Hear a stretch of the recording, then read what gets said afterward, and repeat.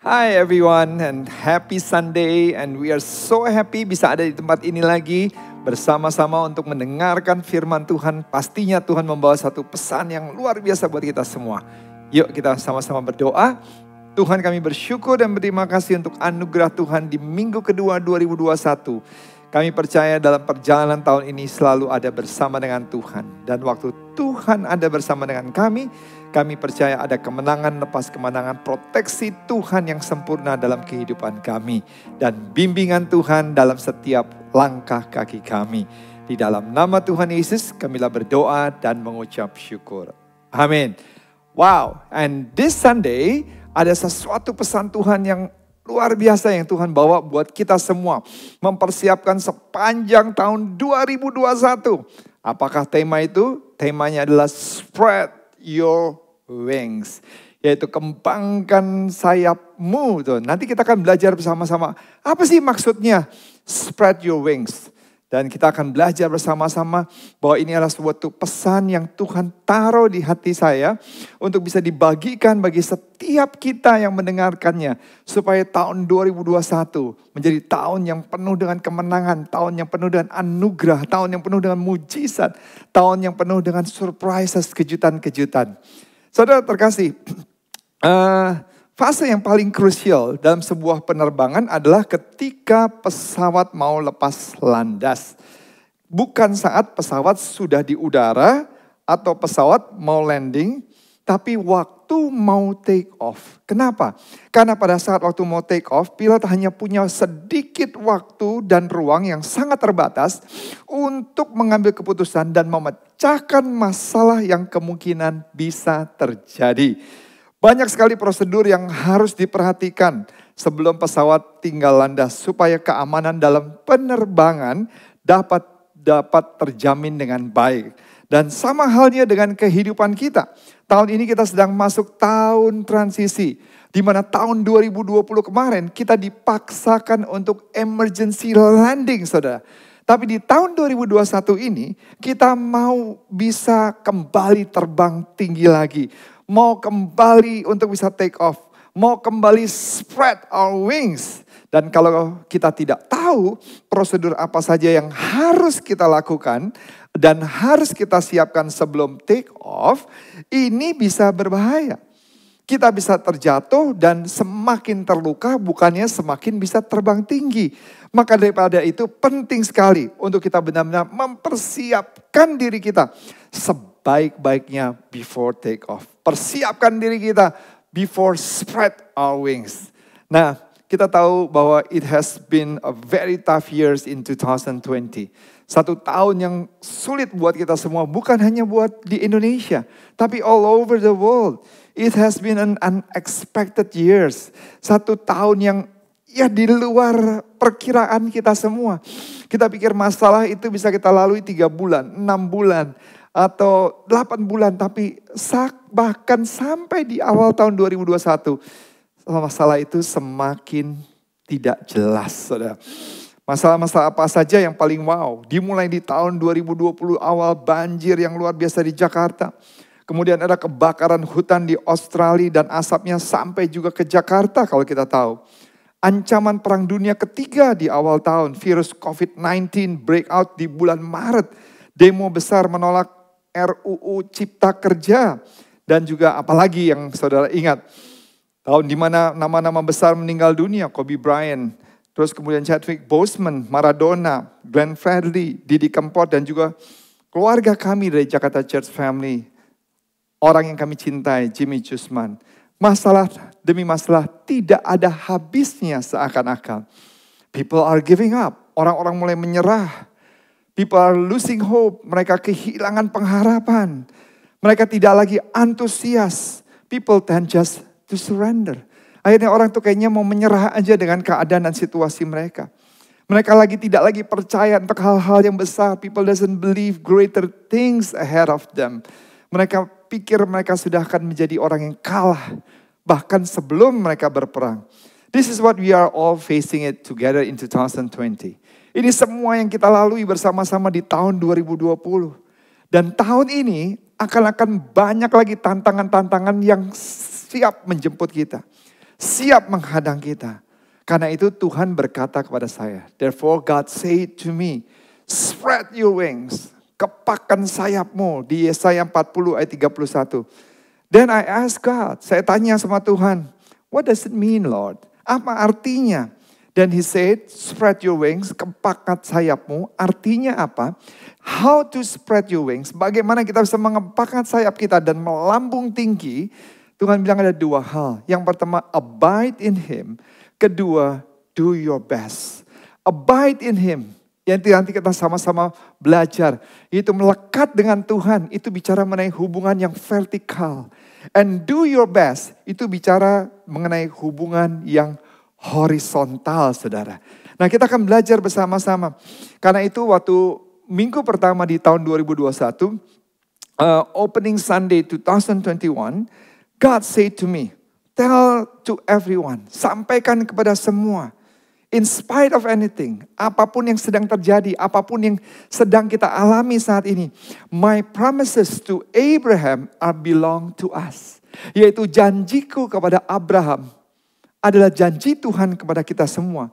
Kalau kita melakukan beberapa hal ini.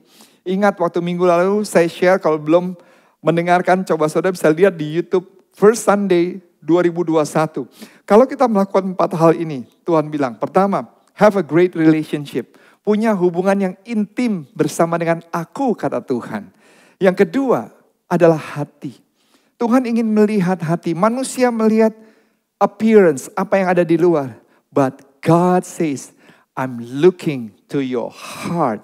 Itu yang Tuhan inginkan ada dalam kehidupan kita. Relationship, heart, terus kemudian yang ketiga, ketaatan, obedience. Abraham tidak pernah berdiskusi lagi. Abraham tidak pernah menyampaikan segala alasan-alasan waktu Tuhan panggil dia, meninggalkan sanak saudaranya, meninggalkan negerinya ke tempat yang tidak tahu dia pergi harus kemana. Tapi Abraham taat. Yang keempat, Tuhan bilang, kalau kita lakukan 3 hal itu, punya relationship. Kedua, punya hati yang selalu melekat dengan Tuhan. Ketiga, bicara ketaatan. Tuhan bilang, blessings will be poured upon your life. Tetapi, kita harus make right decision. Kita harus mengambil sebuah keputusan-keputusan yang tepat. Waktu Tuhan panggil Abraham, Tuhan tidak memaksa Abraham. Tuhan tidak menodong Abraham. Tuhan tidak mengintimidasi Abraham dan menakut-nakuti Abraham. Simply, God just asked Abraham to leave everything behind. Dan Abraham harus bisa mengambil keputusan yang tepat. Make right decision. Kalau saudara bisa mengambil sebuah keputusan yang tepat, saudara bisa punya hubungan yang intim dengan Tuhan. Saudara punya hati yang melekat dengan Dia. Dan Tuhan pasti akan memberkati kita. Tuhan pasti akan mencurahkan berkat-Nya pada saat kita taat. Lihat di dalam Kejadian 12 ayat 2 sama ayat 3 dan ayat 7b. Ini janji Tuhan kepada Abraham. Dan janji Tuhan juga buat kita semua. Yang pertama Tuhan bilang, aku akan membuat engkau menjadi bangsa yang besar. Dan memberkati engkau. Kedua, serta membuat namamu masyhur dan engkau akan menjadi berkat. Ketiga, aku akan memberkati orang-orang yang memberkati engkau. Dan mengutuk orang-orang yang mengutuk engkau. Keempat, Tuhan bilang, olehmu semua kaum di muka bumi akan mendapat berkat. Kelima, di ayat 7b, aku akan memberikan negeri ini kepada keturunanmu. Wow, these are the promises that God will do to all of us in 2021. Bukan karena pencapaian kita. Bukan karena kesuksesan yang kita peroleh. Bukan karena apa yang kita dapatkan di dalam kehidupan kita. Bukan karena kemenangan-kemenangan. Tapi simply because God love us. Tuhan mengasihi kita dan kita diciptakan menurut gambar dan rupa Allah. Tuhan itu sangat serius untuk mencukupi apa yang menjadi kebutuhan kita. God's really serious to bless you. Dan mencurahkan kekuatannya, kekuasaannya kepada setiap kita yang berharap dan bersandar kepada Dia. Karena daripada itu, this year Tuhan memberikan a strong vision to every one of us. Yaitu spread your wings. Seperti tulisan ini. Spread your wings. Kepakan sayapmu. Dengan abide in Him, melekat dengan Dia. Dan do your best, lakukan yang terbaik. Yuk kita baca dalam Yesaya 40 ayat 31. Di Amplified Bible dikatakan, but those who wait for the Lord, bagi saudara yang menanti-nantikan Tuhan, who expect, look for, and hope in Him, will gain new strength and renew their power. They will lift up their wings, artinya, and rise up close to God, like eagles rising toward the sun. They will run and not become weary. They will walk and not grow tired. Dalam bahasa Indonesia ini dikatakan orang-orang yang menanti-nantikan Tuhan. Mendapatkan kekuatan baru, mereka seumpama Raja Wali yang naik terbang dengan kekuatan sayapnya. Mereka berlari dan tidak menjadi lesu. Mereka berjalan dan tidak menjadi lelah. Yang pertama saudara, Tuhan bilang how to spread your wings. Yang pertama adalah abide in Him atau melekat kepada Tuhan. Di dalam firman Tuhan dikatakan, but those who wait for the Lord, artinya who expect, look for, and hope in Him. Atau bahasa Indonesia, orang yang menanti-nantikan Tuhan, artinya apa? Adalah orang yang mendekat dan melekat kepada Tuhan. Dekat dan melekat kepada Tuhan. Karena firman Tuhan berkata dalam Yohanes 15 ayat 7. Jikalau kamu tinggal dalam aku dan firmanku di dalam kamu, tinggal di dalam kamu, minta apa saja yang kamu kehendaki, kamu akan menerimanya. So simple as that. Artinya kalau kita melekat dan tinggal di dalam Tuhan, firman Tuhan berkata, mintalah apa saja yang kamu kehendaki, kamu akan menerimanya. Orang yang abide in Him adalah orang yang fokus kepada Tuhan. Fokus kepada Tuhan adalah apa, saudara? Max Lucado menulis seperti ini. Kalau Anda fokus pada raksasa, Anda akan tersandung. Tapi waktu Anda fokus akan Tuhan, maka raksasa masalah akan tersandung. Wow. When you focus on giants, you stumble. Focus on God, giants stumble. Terserah pilihan dari tangan saudara. Saudara mau berkemenangan, kalau saudara mau berkemenangan, fokus on Jesus. Maka raksasa akan jatuh, raksasa akan kalah. Tapi kalau Anda fokus, when you focus on the giants, kita yang akan jatuh. Kita yang akan kalah dalam kehidupan ini. Therefore dikatakan lagi, abide in Him. Orang yang melekat dengan Dia adalah orang yang bersandar kepada Tuhan. Artinya di dalam kehidupan kita bukan bersandar dengan kekayaan, bersandar dengan koneksi kita. It's okay kita bersandar. Maksudnya kita punya kenalan, kita punya relasi, kita punya materi, kita punya kekayaan. It is okay, nggak salah. Tapi jangan saudara bersandar kepada kekayaan. Jangan saudara bersandar dengan orang, saudara. Karena semuanya sifatnya sementara. But when you rely on Jesus, Sang sumber berkat, Sang sumber kecukupan, Sang sumber proteksi, sumber kebahagiaan, sumber peace. When you rely on Him that has everything in this universe, kita bisa tenang di dalam kehidupan. And abide in Him artinya memohon petunjuk. Ask His guidance. Ritu Gaturi menulis begini, bimbingan Tuhan seperti lampu kecil di hutan yang gelap. Tidak menunjukkan semuanya sekaligus, tapi memberi cukup cahaya untuk langkah Anda selanjutnya, supaya kita aman. Waktu kita memohon petunjuk kepada Tuhan, Tuhan gak langsung kasih blueprint what's going to happen in 2021 dari Januari sampai Desember. Atau 3 tahun ke depan. Tapi di situ dikatakan bimbingan Tuhan seperti lampu kecil di hutan yang gelap. It's small candles. Cukup untuk melangkah 3 langkah, 4 langkah, 5 langkah ke depan. Supaya kita bisa tahu arahan langkah apa yang harus kita ambil ke depan. Stop, ke kanan, ke kiri. Berputar haluan. It's good enough, cukup sudah. Ini yang Tuhan mau.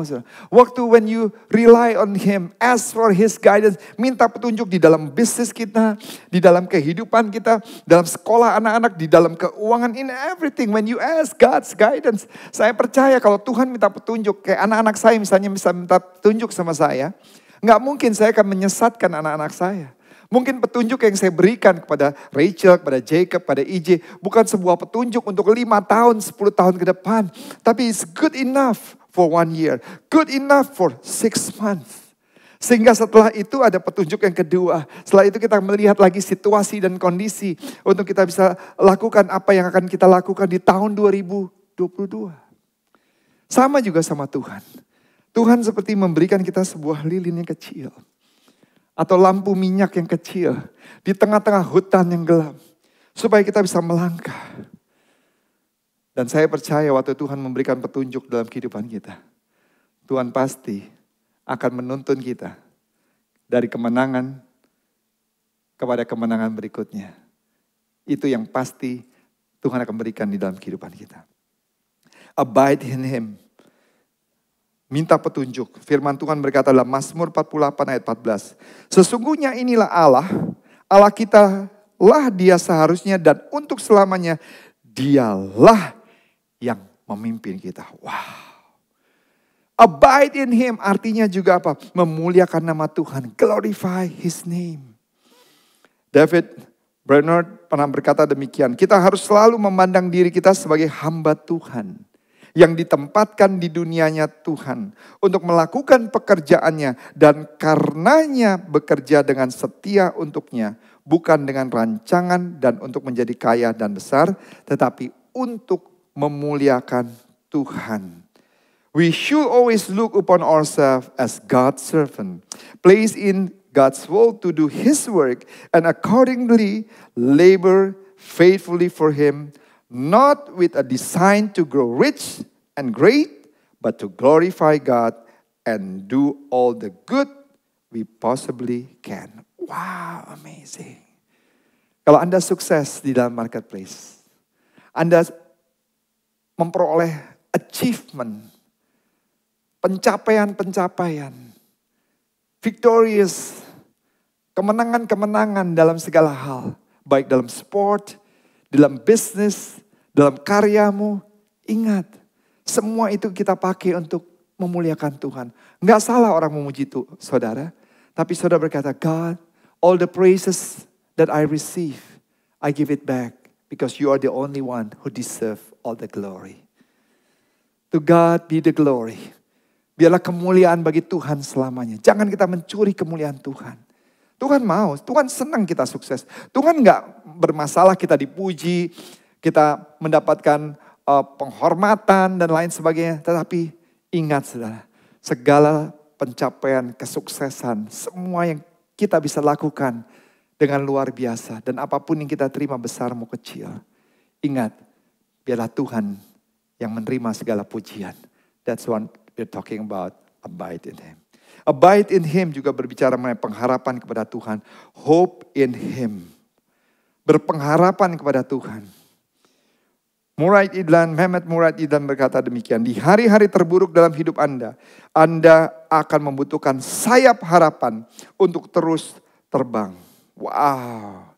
In the dark days of your life, you will need the wings of hope to continue flying. This is amazing. Karena yang iblis curi kadang-kadang bukan harta saudara. Yang iblis curi bukan koneksi saudara.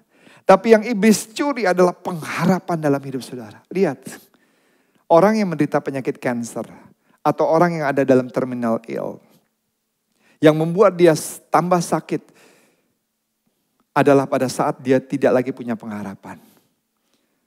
Iblis tahu. Maka dikatakan analogi iblis seperti singa yang mengaum-ngaum. Singa itu mencari mangsanya yang apa? Yang terluka, yang sakit, yang lemah. Pada saat waktu kita gak punya lagi pengharapan. Di saat itu, kita sudah kalah sebelum berperang. Artinya when you abide in Him. When you abide in Him, you have hope in Him. Sudah punya pengharapan. Bukan dengan apa yang saudara lihat. Tapi pengharapan saudara kepada Tuhan. Dan terakhir, abide in Him artinya apa? Menantikan jawaban Tuhan. I like this. Expect Him for results. Expect Him for results. When you pernah berkata demikian. Salah satu alasan banyak orang tidak melihat Tuhan bekerja dalam hidup mereka adalah karena mereka tidak pernah bertahan cukup lama bagi Tuhan untuk menunjukkan kuasa-Nya. One reason many people never see God working in their life is because they never hang in long enough for God to show His power. Artinya apa? Mungkin saudara punya masalah sudah 3 bulan, 6 bulan. Dan akhirnya, you give up. Kita gak bertahan cukup lama. Untuk Tuhan mencurahkan kuasa-Nya. Untuk Tuhan menjawab apa yang menjadi kebutuhan kita. You give up too easily. Kita menyerah terlalu cepat, terlalu dini. Karena daripada itu saudara harus percaya bahwa semua indah pada waktunya Tuhan. Tuhan tidak pernah terlambat, Tuhan tidak pernah terlalu cepat. Tapi pertolongan Tuhan right in times. Kalau saudara berkata, saya sudah menunggu 10 tahun tapi Tuhan belum menolong. Ingat saudara, apapun juga di dalam kehidupan, bukan kita yang menentukan. Tapi semua adalah Tuhan yang menentukan. Karena itu di bagian pertama, kita bisa melihat bahwa abide in Him. Artinya yang kita telah bahas. Dan waktu kita abide in Him, melekat dengan Tuhan, maka kita akan mendapatkan kekuatan baru dan diperbaharui. Burung Raja Wali, saudara. Raja Wali adalah burung yang usianya hidupnya paling panjang di jenisnya. Dan dapat hidup hingga 70 tahun. Namun untuk mencapai itu di usia 40 tahun, burung Raja Wali harus mengambil keputusan yang serius dan sangat sulit. Pada usia inilah cakarnya mulai menjadi tidak lagi fleksibel dan kencang seperti dulu. Sehingga dia tidak lagi bisa menjebak mangsanya yang perlu dimakannya. Karena cakarnya udah nggak fleksibel lagi dan nggak kencang dan kuat. Paruhnya yang panjang dan runcing mulai melengkung dan menyebabkan mengarah kepada dadanya sendiri. Saudara.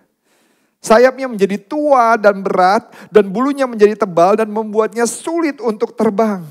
Raja Wali hanya memiliki 2 alternatif di usia 40 ini. Mati atau menghadapi proses pembaruan yang menyakitkan kurang lebih selama 150 hari. Sama halnya dengan hidup kita. Kita mungkin saat ini sudah lemah dengan kondisi COVID-19 yang sudah 1 tahun lebih. Dan mungkin gak berdaya. Tapi kita hanya punya 2 pilihan. Menyerah atau sudah kalah.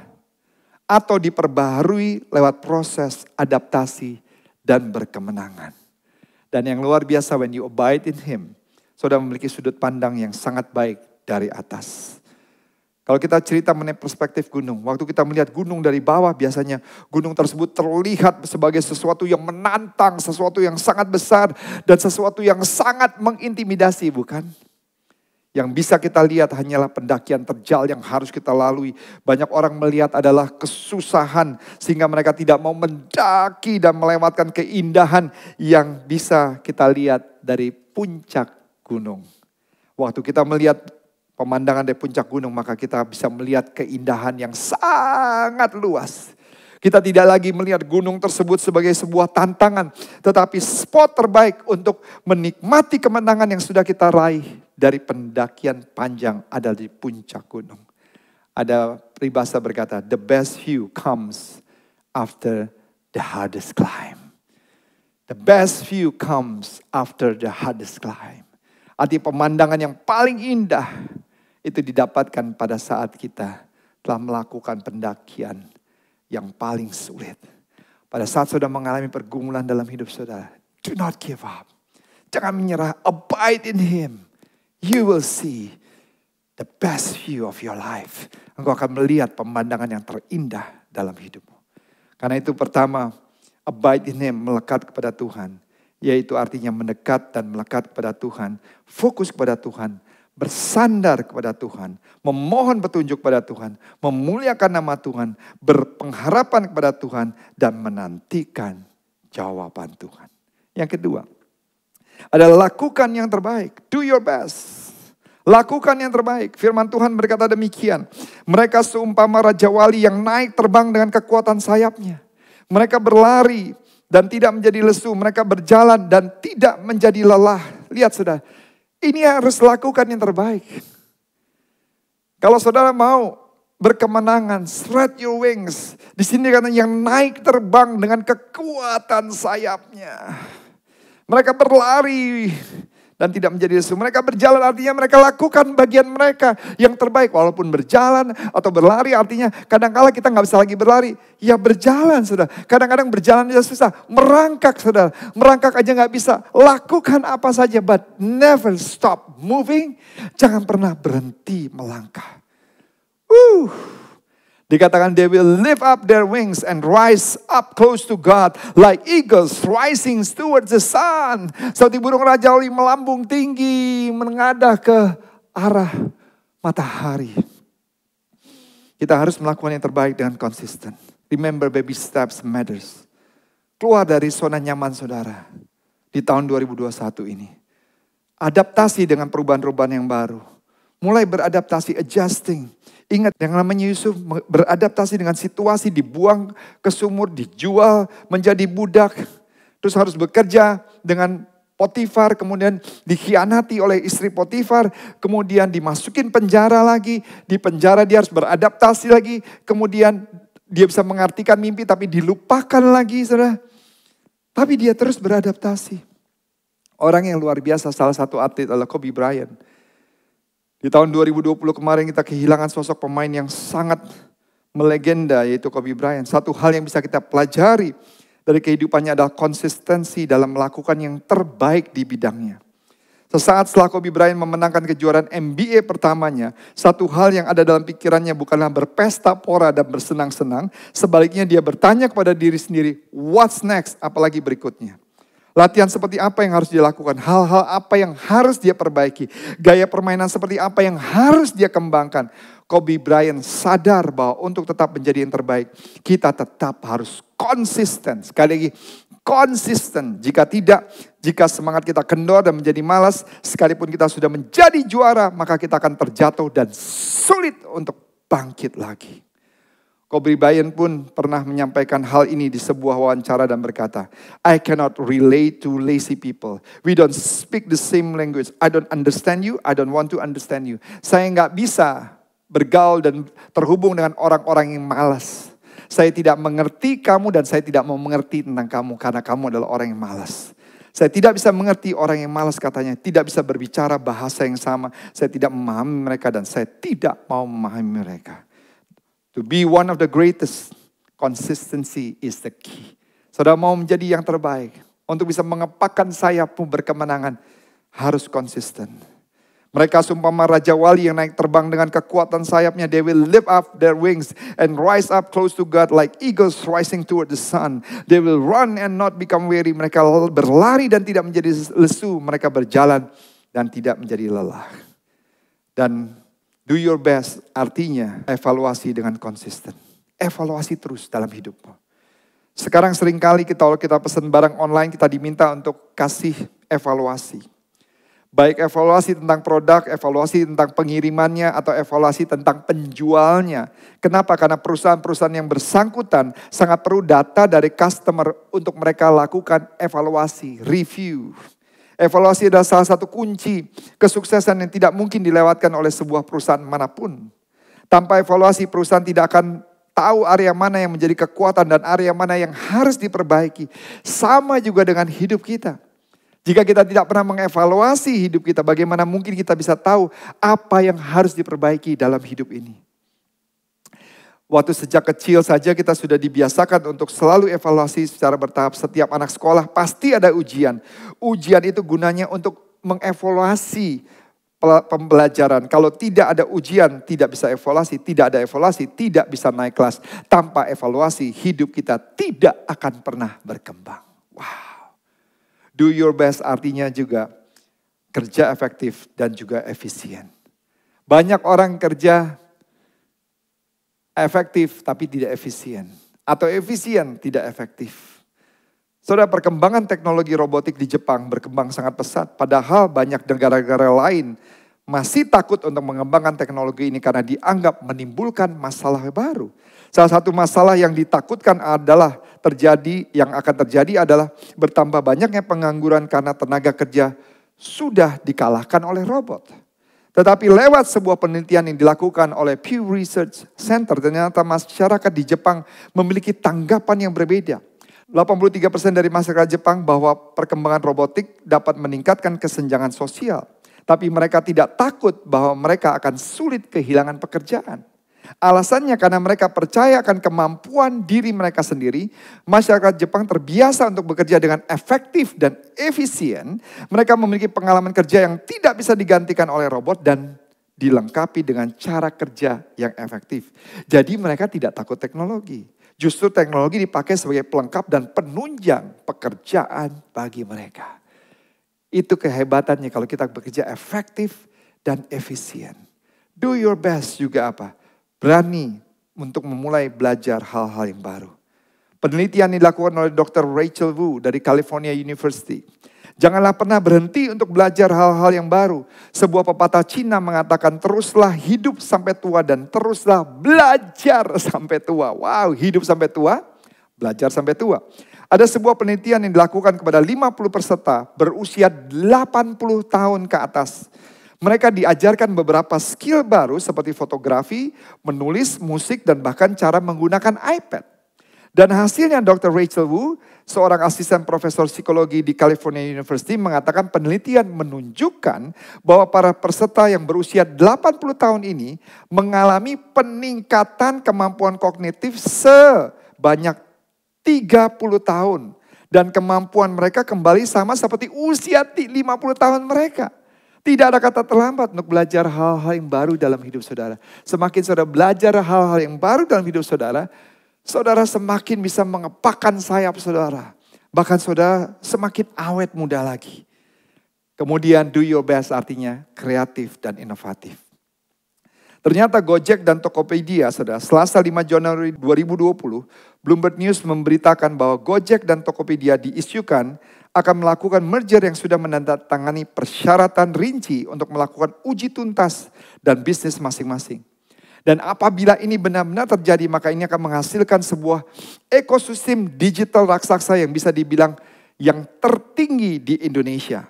Apa rencana besar dari merger ini? Semua untuk mengembangkan industri e-commerce menjadi lebih besar lagi. Sehingga Gojek dan Tokopedia yang bisa dibilang sudah menjadi perusahaan besar sekalipun tidak tinggal diam saja dan terus berpikir secara kreatif dan berpikir secara inovatif. Jika mereka nyaman dengan keadaan saat ini, maka hal itu tidak akan pernah terjadi. Tapi justru mereka berpikir secara kreatif dan inovatif setiap saat. Maka mereka bisa saja mencetak sejarah baru bagi perusahaan startup di Indonesia. Saudara semua bisa memulai dengan satu hal yang sederhana, yaitu kreatif dan inovatif. Dan berikutnya, do your best artinya terus melakukan perbaikan. Keep improving. Sekarang kita sudah masuk di revolusi keempat yang terjadi di dunia. Hal ini yang menjadi inti dari industri 4.0 adalah penggunaan modern smart teknologi di setiap industri yang kita jalani. Bayangkan saja jika kita hidup di industri 4.0 ini. Dan yang kita yang gagap teknologi tidak mau melakukan perbaikan, maka jangan heran kalau kita akan tertinggal dan dibuang.